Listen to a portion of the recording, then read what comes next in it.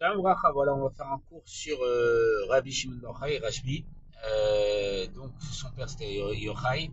Il était marié 10 ans avec sa femme Sarah. Ils n'arrivaient pas à avoir d'enfants. Au bout de 10 ans, il y a une mise de se séparer parce que si on n'a pas d'enfant, le mari il a une mise c'est d'avoir un garçon et une fille. S'il n'arrive pas d'avoir d'enfant, donc il peut se séparer. Donc, sa femme pleurait énormément et lui ne savait pas quoi faire.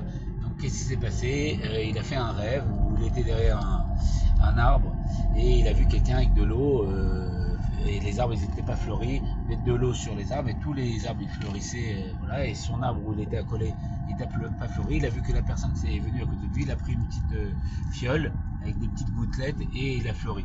Il est parti voir son maître qui était Rabbi Akiva, il lui a demandé qu'est-ce que ça veut dire. Alors il a expliqué qu'il ne devait pas avoir d'enfant, mais grâce aux larmes qu'il a versé Sarah pour rester avec son mari, ils allaient avoir un enfant et il allait l'appeler Shimon, parce que Shimon ça vient du terme Shmiya, entendre. Dieu il avait écouté la prière de sa mère Sarah et qu'il allait devenir un très grand dans la Torah. Effectivement, sur les 24 000 élèves de Rabbi Akiva qui sont partis, il y en a 5 qui équivalaient les 24 000, dont Rabbi Shimon Bar Yochai. Et, euh, et Rabbi Shimon, qu'est-ce qui s'est passé? Voilà, les Romains, ils ont fait des choses. Il y avait une discussion entre trois sages et ils disaient c'est bien ce qu'ils font les Romains pour nous. Ils ont fait des ponts, etc. Et celui qui a dit que c'était bien, voilà, il y en a un qui a dit que c'était bien. Rabbi Shimon a dit non, ils font tout ce qu'ils font, c'est pour leur intérêt pour nous faire payer des taxes et tout. Et l'autre s'est tué. Celui qui a dit que c'était bien, il a été récompensé par les Romains parce que cette conversion, elle est venue à l'empereur de Rome. Celui qui s'était, il a été exilé et s'est tué, il a été exilé. Et Rabbi Shimon qui a dit que c'était dans leur intérêt qu'ils faisaient pour prendre des taxes, c'était ça, il a été mis à mort. Donc il s'est réfugié dans une grotte pendant 12 ans avec son fils. Ils étudiaient la Torah non-stop. Ils s'enterraient tout leur corps dans la terre pour pas abîmer leurs vêtements de prière, leurs vêtements pour pouvoir prier avec des vêtements propres. Et Elianavi venait leur apprendre les secrets de la Kabbalah, la Torah d'Atsilut. Et qu'est-ce qui s'est passé à ce moment-là? Au bout de 12 ans, il y a eu un miracle, il y a eu le caroub, c'est pour ça qu'on mange idéalement du caroub ce jour-là, qui a poussé pour les nourrir, et de l'eau, une rivière pour leur donner la possibilité de boire. Et au bout de 12 ans, ils sont sortis.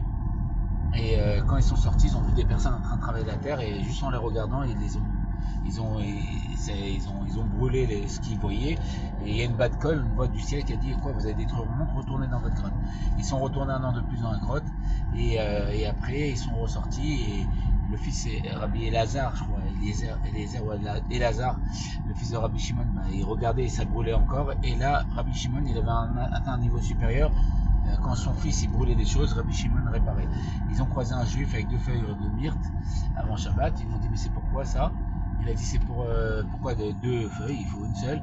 Il a dit c'est pour la mitzvah de Shamor Vezachor. Souviens-toi et Shamor, garde et souviens-toi. Il a dit regarde son fils comment ils sont précieuses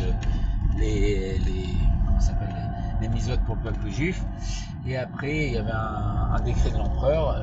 L'empereur, il avait un problème, sa fille, elle avait un problème. Il est venu Rabbi Shimon. Il a enlevé le problème. Il avait quelque chose de maléfique au-dedans d'elle. Il l'a enlevé. Et l'empereur a dit à Rabbi Shimon, tu peux prendre tout ce que tu veux dans mon trésor. Il a pris le décret qui imposait aux juifs des décrets de l'empereur. Il a déchiré, il a libéré le peuple juif. Et après, bon, ses élèves, ils ont entendu que beaucoup de personnes gagnaient de l'argent. Ils voulaient aller avec eux pour aller gagner de l'argent. Et Rabbi Shimon les a emmenés dans une vallée. Il a récité un verset. Et toute la vallée s'est remplie d'or. Il a dit, vous pouvez prendre l'argent que vous voulez. Mais ce que vous allez prendre, ça vous sera enlevé pendant le futur. Finalement, ils ont décidé de rien prendre. Et on dit que pendant sa génération, il n'y a pas eu l'arc-en-ciel. Pourquoi? Parce que c'était une génération totalement bonne, au point que c'est une génération qui n'a pas énervé Hachem. Parce que l'arc-en-ciel, quand il apparaît, c'est que Hachem est énervé, il veut faire le Maboul, le déluge, comme ça s'est passé à la paracha Noir. Mais Noir, il a pris un accord avec Dieu qu'il ne détruit pas, et juste il monte l'arc-en-ciel pour montrer son mécontentement. Et Rabbi Shimon a dit il peut faire en sorte d'enlever le din, la rigueur sur toute sa génération, chose qu'il a faite, et choses qu'il peut faire grâce à la plénitude de la Torah, les secrets de la Torah, comme il a dit dans le livre du Zohar. Les enfants, le peuple juif sortira de l'exil par miséricorde, elle est la miséricorde de Dieu grâce à l'étude de ce livre. Et voilà, et aujourd'hui, c'était un livre qui était la Kabbalah, les secrets de la Torah, qui était donné de bouche à oreille à une élite, comme on voit que c'est le Hanavi qui est venu enseigner à Rashbi dans la grotte. Donc voilà, c'était vraiment pour une élite.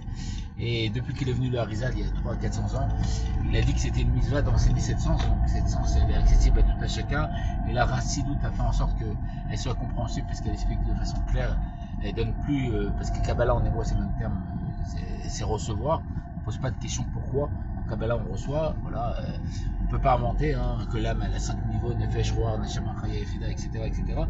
Donc c'est de la Kabbalah, il y a 4 mondes spirituels, l'âme a 3 vêtements, pensée, parole et action, les 4 mondes d'Atsilut, Bria, Yetzira et Siya, le Kabbalah Ensof, tout ça on ne peut pas inventer, c'est la Kabbalah qu'on a reçu, c'est des enseignements qu'on a reçus. Mais voilà, c'était pour une élite. Et parce que en Kabbalah on ne pose pas la question pourquoi, on ne donne pas le pourquoi des choses, tu lis et après tu comprendras.